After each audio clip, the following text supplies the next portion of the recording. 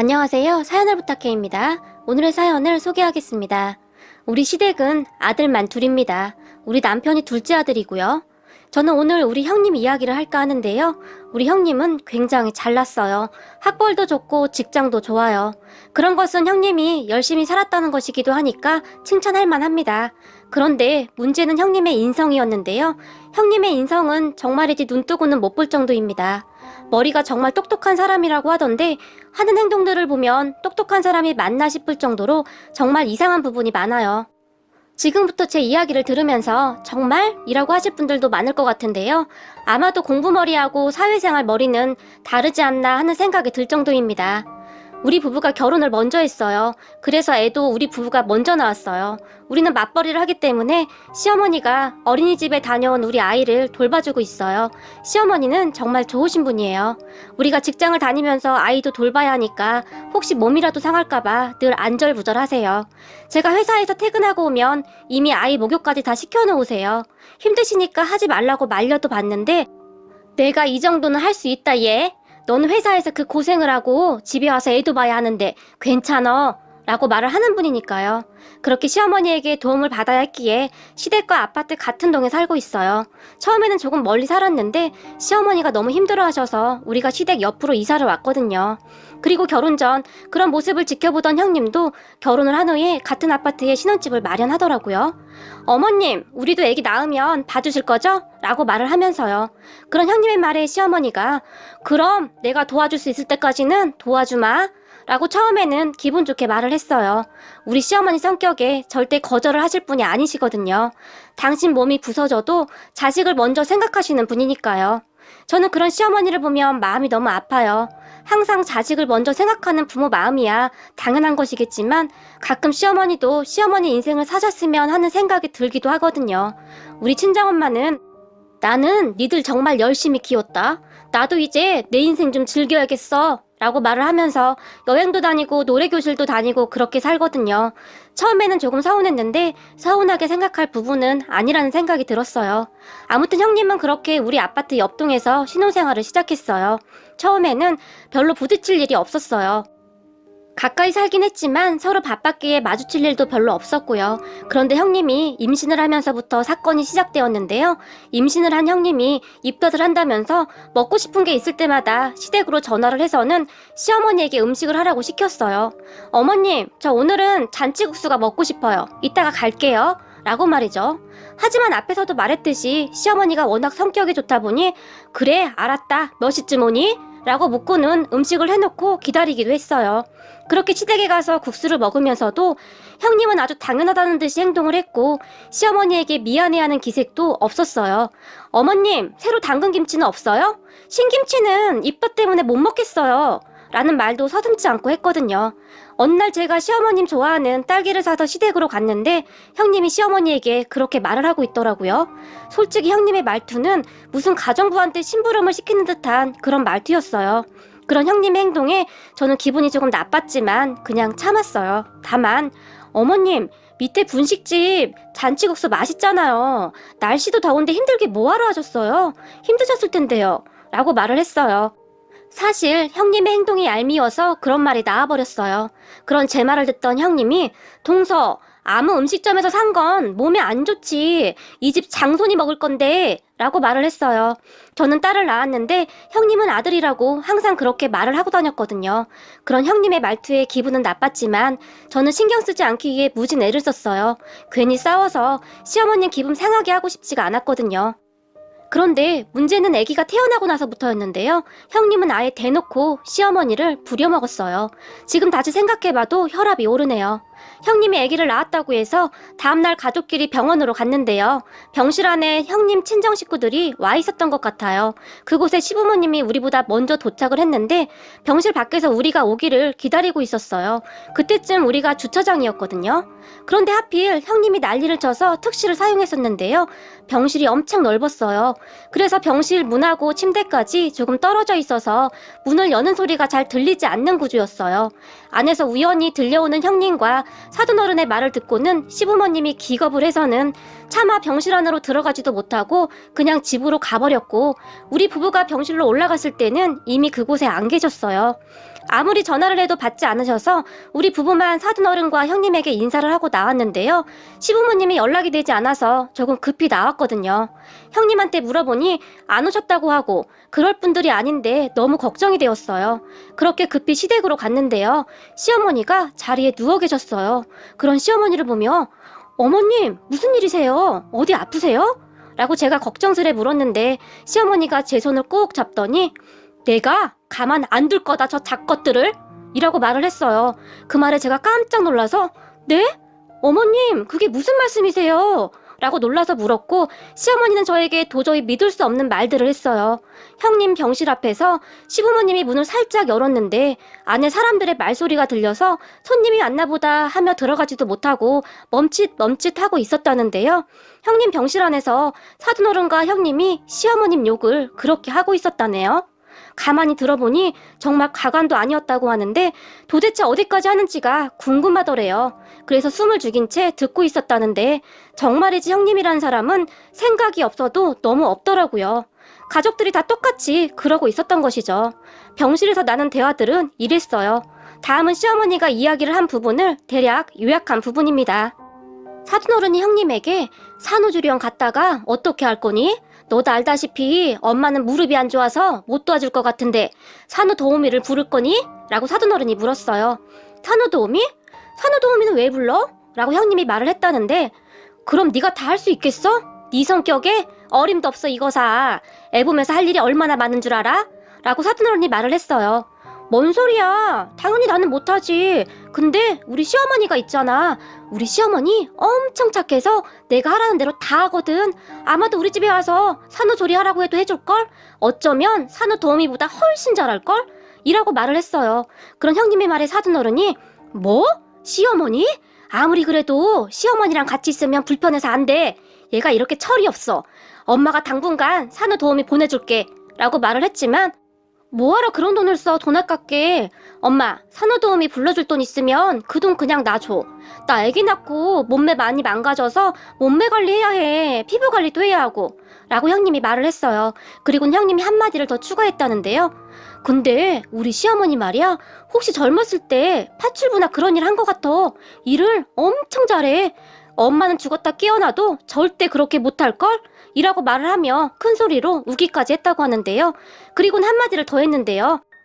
일도 소처럼 잘하지. 돈도 많아. 말도 잘 들어. 심지어 멍청하기까지 해. 나는 전생에서 나라를 구했나 보다. 라는 말까지 했다고 합니다. 그렇게 시부모님은 손이 덜덜 떨려서 도저히 그곳에 있을 수가 없었다고 하는데요. 그냥 나와버렸다고 하네요. 당연한 거 아니겠어요? 정말 미쳐도 단단히 미친 인간이었어요. 아니죠. 정말 재수가 없는 인간이었어요. 그리고 그 뒤부터 형님을 향한 시어머니의 복수가 시작되었는데요. 태어나고 돌아올 때까지 이를 갈고 기다렸어요. 그런 시어머니 행동에 저는 그저 불안하고 불안한 마음뿐이었는데요. 다만 어느 날 남편이 그런 시어머니를 보면서 한마디를 했는데 형수님이 잠자는 사자의 코털을 건드렸네. 아마도 형수님 긴장해야 할 텐데 라는 말을 했어요. 그 말에 제가 에이 우리 어머님이 말도 안 돼. 다른 사람도 아니고 어머님이 내가 보기에는 형님한테 오히려 계속 당할 것 같은데 라고 말을 했어요. 하지만 남편은 과연 그럴까? 그건 당신이 워낙 순둥이니까 우리 엄마가 예뻐해서 당신한테는 다 해주는 거고 근데 형수님 행동을 보니 곧 우리 엄마한테 큰 코 다치겠던데? 우리 엄마는 반드시 받은 만큼 돌려주거든 이라고 말을 했어요. 저는 그런 남편의 말에 그저 콧웃음만 치고 말았고 그 남편의 그런 말들은 그냥 잊고 지냈어요. 그런데 어느 날 시댁에 갔는데 시아버지가 마치 우리를 기다리기라도 했다는 듯이 너희들 왜 이렇게 늦게 왔어? 라며 엄청 반기셨어요. 왜? 무슨 일 있었어? 라고 남편이 시아버지와 시어머니를 보면서 물었는데요. 말도 마라. 네 형수 말이다. 니네 엄마한테 욕 직살나게 처먹고는 삐쳐서 가버렸어. 내가 아주 속이 다 시원하네. 라고 시아버지가 신이 나서 말을 했어요. 어머님이요? 설마요. 어머님 원래 싫은 소리 못하시잖아요. 라고 제가 놀라서 물었는데요. 그런 제 말을 듣고 있던 시어머니가 아주 고상한 표정을 지으며 그래 맞아. 너도 잘 알다시피 내가 아주 고상한 사람이긴 하지. 라고 말을 하고는 잠시 뜸을 들였어요. 그리고는 곧 근데 말이다. 그게 사람한테만 해당되는 거지.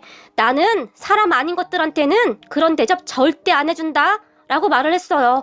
그런 시어머니의 말에 남편이 엄마 그래서 형수한테 어떻게 했는데? 막 뭐라고 했어? 어떤 거? 엄마 잘하는 거 그거? 에이, 설마 그거 한 거 아니지? 라고 호들갑까지 떨면서 물었어요. 그런 남편의 말에 옆에 있던 시아버지가 조용히 그거 있잖아. 네 엄마가 잘하는 거 그거 했어. 라고 아주 근엄한 목소리로 말을 했어요. 설마 엄마 그거 한 건 아니지? 라고 남편이 또다시 놀라서 물었는데요. 맞아. 네가 생각하는 거 그거. 라며 의기양양한 목소리로 시아버지가 말을 했어요. 저는 무슨 말을 하는지 도대체가 알 수가 없어서 그저 눈만 말똥말똥 뜨고 그냥 듣고만 있었는데요. 시아버지의 말을 듣던 남편이 벌떡 일어나더니 대박! 역시 우리 엄마답다! 라고 배꼽을 잡고는 큰 소리로 웃었어요. 하지만 옆에 있던 시어머니는 그저 아무 말도 없이 고상한 모습으로 커피를 마시고 있었어요. 제가 그런 어머님을 보며 어머님 뭐예요? 뭔데요? 궁금해요. 라고 말을 하며 시어머니의 팔을 마구마구 흔들어댔는데요. 갑자기 시어머니가 그러니까 왜 잠자는 사자의 코털을 건들긴 이라며 부하가 치밀어 오른다는 듯이 커피잔을 탁자 위에 탁 하고 내려놓았어요. 그 모습을 보던 남편이 저에게 옛날부터 우리 엄마 화나면 하는 게 있거든. 우리 작은 엄마도 그걸로 아주 된통당했어 옛날에. 라고 계속 알 수 없는 말들을 했고 그래서 그게 뭔데? 라고 제가 궁금해 죽겠다는 표정으로 다시 물어봤어요. 그리고 시아버지가 드디어 입을 열었는데요. 우리는 시아버지가 하는 말을 토시 하나 빼놓지 않고 집중해서 들었어요. 형님이 산후조리원에서 나온 후 시어머니에게 곧장 와서는 어머님, 이 집 장손이 태어났는데 어떻게 병원에 한 번도 안 와볼 수가 있어요? 저 서운해요. 라고 말을 했고 그 말을 듣던 시어머니가 장손? 요즘이 어떤 세상인데 장손을 운운하냐? 라고 말을 했다는데요. 평소 시어머니의 말투와 전혀 달라서 형님이 약간 놀라는 듯 했지만 눈치가 없는 건지 형님은 별로 신경도 쓰지 않고 계속 말을 했다고 해요. 어머님 저 혼자 애기 보기 힘들 것 같은데 어머님이 우리 집에 와서 같이 봐주시면 안 돼요? 라고 형님이 물었고 그 말에 시어머니가 내가 네 애를 왜 봐줘야 하니? 라고 단숨에 말을 해버렸답니다. 그리고 그런 시어머니의 말에 형님이 깜짝 놀란 표정을 지었다는데요. 아마도 형님은 그때까지도 시어머니가 장난을 친다고 생각을 했던 것 같아요. 그것도 가능했던 것이 우리 시어머니는 그동안 어떠한 일이 있어도 잔소리 한 번을 안 하는 분이었거든요. 그냥 웃고 넘기는 분이셨으니까요. 그런 시어머니에게 형님이 다가가서는 시어머니의 팔을 잡았다는데요. 그리고는 어머님 저 힘들어서 그래요. 좀 도와주세요. 라고 애교를 떨었대요. 그런데 갑자기 시어머니가 그런 형님의 손을 세게 뿌리치며 아니 얘가 왜 이래? 싫다잖아 싫다고. 나도 무릎이 아파서 못한다고. 라고 소리까지 지르면서 딱 잘라서 말을 했어요. 순간 잠깐 동안 집안에 정적이 흘렀다는데요. 형님이 눈에 눈물까지 그렁그렁 하면서 어머님, 동서 애기는 다 봐줬으면서 너무하신 거 아니에요? 이건 차별이라고요. 우리 아들이 이 집안 장손인데 우리 아들을 더 챙겨야죠. 라고 말을 했고 형님의 말에 시어머니가 요즘 세상에 장손이 뭐가 중요해? 우리한테 누가 잘하는지가 중요한 거지? 라고 말을 했고 그쯤에서 눈치를 챘어야 했는데 형님이 계속해서 아니죠. 우리 아들이 나중에 어머님 아버님 제사도 지내줄 건데 우리 아들이 제일로 중요하죠. 라고 큰 소리로 말을 했다고 합니다. 그런 형님의 말을 듣던 시어머니가 살아서 잘해야지 죽은 다음에 잘해봐야 뭔 소용이냐? 여보 우리 재산 꽤 많죠? 우리 재산은 작은 애한테 다 줘야겠네요. 우리 작은 애가 우리한테 좀 잘하우? 라고 말을 했고요. 시어머니의 말에 시아버지조차도 당연하지. 요즘 세상에 우리 작은 애 같은 애가 어디 있어? 라고 말을 했다고 합니다. 그런 시어머니 말에 형님이 갑자기 어머님 지금 저한테 뭐 하시는 거예요? 지금 저 들으라고 하는 말이에요? 라고 소리까지 지르며 말을 했다는데요. 형님의 말을 가만히 듣고 있던 시어머니가 왜? 소처럼 일도 잘하고 심지어 멍청하기까지 한 줄 알았는데 오늘 보니까 영 아니야? 라고 이번에는 시어머니가 형님에게 소리를 질렀다는데요. 시어머니의 말을 듣고 있던 아주버님이 엄마 그게 무슨 소리야? 소라니? 그리고 멍청하다니? 누가? 엄마가? 라고 물었다는데요. 시어머님 형님을 째려보며 그건 네 처한테 물어봐. 왜 그걸 나한테 물어보고 난리야? 라고 화를 냈고 아주버님이 형님을 바라보며 당신 이게 지금 무슨 말이야? 라고 물었다고 하는데요. 나는 몰라. 어머님이야말로 지금 무슨 말을 하시는 거예요? 라고 바락바락 대들었다고 하네요. 어쩌면 거기서 죄송하다고 진심으로 사과를 드렸다며 그냥 다 마무리되지 않았을까 하는 생각이 들기도 하는데요. 하지만 형님은 끝까지 대들었다고 합니다. 그렇게 형님은 한동안 소리까지 지르며 무슨 소리인지 모르겠다며 아주버님과 싸움을 하게 되었는데요. 그때 상황을 시아버지가 자세히 설명을 해줬는데요. 두부, 그 두부로? 라고 말을 했어요. 두부요? 라고 제가 놀라서 물었는데요. 그래, 그 두부로 그 뭐냐, 그걸로 그냥 얼굴에다가 쳐발라버렸어. 그 맛있는 강릉 초당두부로. 아주 그냥 단숨에 제압해버렸어. 입안에 두부가 가득 꼬여있더구나. 라고 시아버지가 아무렇지도 않게 말을 했는데요. 그런데 그때 형님 모습이 생각이 났는지 시아버지가 갑자기 크크하고 웃어버렸어요. 그런 시아버지를 시어머니가 째려봤고 말이죠. 그리고 제가 시어머니를 보며 어머님, 진짜 두부로 형님 얼굴에 문질러버렸어요? 막 이렇게요? 라고 제가 손으로 얼굴을 문지르는 듯한 흉내까지 내면서 물었는데요. 라고 시어머니가 단호한 목소리로 대답을 했어요. 그 말에 제가 깜짝 놀랐는데요. 어머님 원래 사람들한테 싫은 소리도 잘 못하시는 분인데 어떡해? 라고 다시 말을 했어요. 하지만 시어머니는 나는 사람한테만 잘한다니까? 라고 눈에 힘까지 주면서 말을 했어요. 그런 시어머니는 화가 많이 나 있는 듯 했어요. 착한 우리 시어머님이 그런 행동을 한 것에 대해 참 많이 놀랐는데요. 시어머니는 저에게 한없이 그냥 잘해주시는 정말이지 세상에 이런 분이 또 있을까 싶을 정도로 착한 분이셨거든요. 하지만 우리 시어머니한테 한번 찍히면 나가 떨어질 때까지 두고두고 괴롭힌다는 것을 그때부터 알게 되었는데요. 시어머니는 형님을 계속해서 괴롭혔어요. 형님 입장에서야 괴롭힌 것이겠지만 제가 볼 때는 그냥 참교육 같았어요. 형님은 그 뒤에도 얌체 같은 짓을 참 많이 했거든요. 명절이 다가오던 어느 날 시어머니가 저를 부르더니 갑자기 팔에 가짜 기부스를 하라는 거예요. 기부스요? 왜요? 라고 놀라서 묻던 저에게 오늘부터 이거 하고 돌아다녀. 알겠니? 라고 하면서 말이죠. 어머님, 저 팔 괜찮은데요? 라고 말을 했지만 시어머니가 그런 저에게 네 형님이 꼭 명절 일주일 전부터 기부스라고 다니잖니? 그러니까 우리는 2주 전부터 해야지. 라고 말을 했어요. 시어머니는 그동안 계속 형님을 벼르고 있었던지 아주 작정을 한 듯해 보였어요. 그런 시어머니를 보며 제가 어머님, 근데 이 기부스는 어디서 산 거예요? 라고 물었고 그거? 인터넷에서 팔더구나. 라고 짧게 한마디를 할 뿐이었어요. 그렇게 저는 시어머니가 시킨 대로 팔에 기부스를 하고는 다음날 시댁에 갔어요. 시댁에는 형님 부부가 이미 와 있더라고요. 그리고 기부스를 한 저를 본 형님이 동서도 기부스했어? 라고 깜짝 놀라서 물었어요. 그런 형님의 물음에 제가 그러니까요. 어머님이랑 뭘 옮기다가 그만 삐끗했나 봐요. 라고 시어머니가 시킨 대로 말을 했어요. 그런 제 말에 어머 어떡해. 어머님도 기부스 하셨던데. 람 형님이 울상을 지었어요. 그러게요. 곧 명절인데 큰일이네요. 형님 혼자 어떡해요. 라고 제가 말을 했는데요. 제 말을 듣던 형님이 나? 내가 다 해야 하는 거야? 라고 깜짝 놀란 채 말을 했어요. 그런데 옆에서 가만히 듣고 있던 시어머니가 그럼 어떡하니? 작은 애랑 내 손이 이 모양인걸. 무리하면 오래 간다고 해서 한 3주는 조심해야 한다고 하는데 라고 말을 했어요. 그런 시어머니 말에 형님이 어머님, 저도 아프면 어떡해요? 라고 울상을 지으며 말을 했어요. 형님의 말에 시어머니가 아주 단호한 표정을 지었는데요. 우리가 이 모양인데 너라도 조심해야 하지 않겠니? 지금 이 상황에 너까지 다치면 억지로 다친 게 되지 않겠니? 라고 딱 잘라 말을 했어요. 그리고 형님이 어머니 그런 말이 어딨어요. 억지로라니요. 억지로 다치는 사람이 어딨겠어요? 라고 당황을 한 채 말을 했지만 그러게 말이다. 요즘은 명절 때만 되면 아픈 며느리들이 그렇게 많다고 하더구나.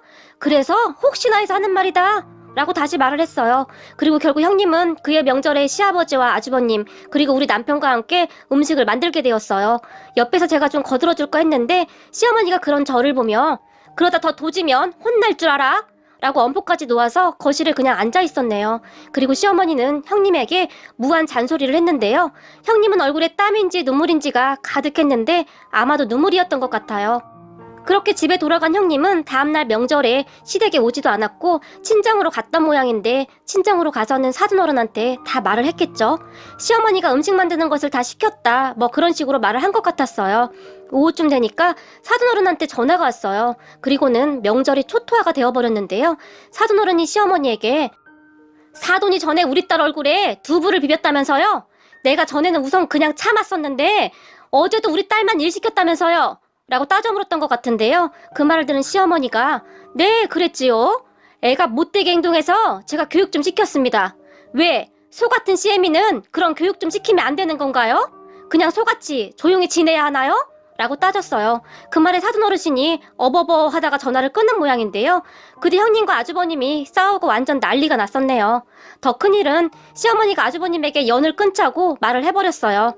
우리는 우리대로 살 테니까 니들은 니들대로 살아라. 앞으로 찾아오지도 말고 연락도 하지 말거라 라고 말을 했어요. 그 말에 아주버님이 용서를 빌었지만 시어머니는 눈 하나 깜빡하지 않았어요. 그리고 얼마 후에 형님이 시댁에 와서 무릎을 꿇고 빌었다는데요. 아주버님이 이혼을 하겠다고 했나 보더라고요.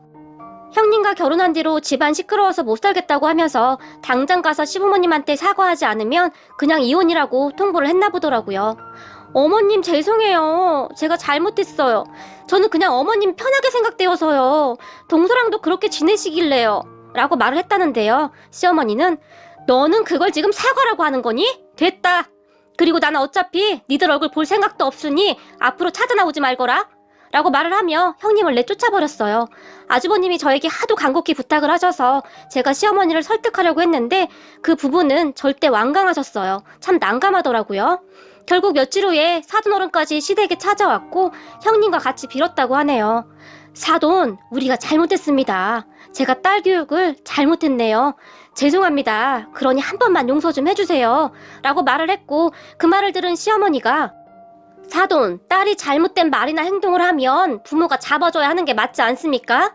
그런데 사돈도 같이 그리 행동을 하시는 것은 잘못된 것 같습니다. 라고 말을 했는데 사돈 어르신이 머리까지 숙여서 사과를 했다고 합니다. 형님 사건은 우선 그렇게 마무리가 되었는데 그 뒤로 형님이 시어머니 눈치를 많이 보더라고요. 아나무인 형님이 참 많이 변했네요. 그리고 어느 날 시어머니와 단둘이 식사를 했었는데 제가 시어머니에게 어머님, 그런데 어머님은 화가 나시면 왜 두부로 그러시는 거예요? 라고 물어본 적이 있어요. 제 말에 시어머니가 조용히 말을 했는데요. 내가 어릴 때 말이다. 우리 엄마가 남편도 없이 홀로 우리 3남매를 키웠어. 근데 그때 했던 장사가 두부 장사였어. 두부를 직접 만들어서 팔았거든? 그런데 여자 혼자 장사를 하니 여기저기서 그렇게 무시를 한 모양이더라고. 우리 엄마가 참 조용조용한 사람이었어. 그런데 여기저기서 하도 찌쩍대니까 엄마도 엄마 나름대로 방법을 생각해낸 거지. 시비를 거는 사람한테는 가차없이 두부를 얼굴에 마구마구 비벼버렸어. 그러면 대부분의 사람들이 경기를 하고 도망쳐버렸거든. 창피하기도 했을 테고 말이다. 라고 말을 했어요. 그런 시어머니의 말에 제가 고개를 끄덕끄덕이고 있었는데요. 그런데 그런 것을 보고 자라서 그런지 나도 가끔 인간 같지도 않은 인간들이 이상한 행동을 하면 두부가 먼저 생각이 나더구나. 라고 말을 했어요. 그러고 보니 시댁엔 항상 두부가 떨어질 날이 없었어요. 아마도 두부는 시어머니의 추억이지 않았나 싶기도 하네요. 물론 가끔 요긴하게 쓰일 때도 있고 말이죠. 그리고 우리 형님은 여전히 우리 시어머니에게 찍혀서 기도 못 펴고 살고 있네요. 남편 말로는 우리 시어머니한테 한번 찍히면 그대로 끝이라고 하더니 정말 그렇더라고요. 그때 사돈어른이 와서 사과까지 했음에도 불구하고 형님에 대한 마음이 수그러들기는커녕 날이 갈수록 참교육의 강도가 심해지네요. 그런데 우리 시어머니는 저한테는 여전히 정말 잘해주세요.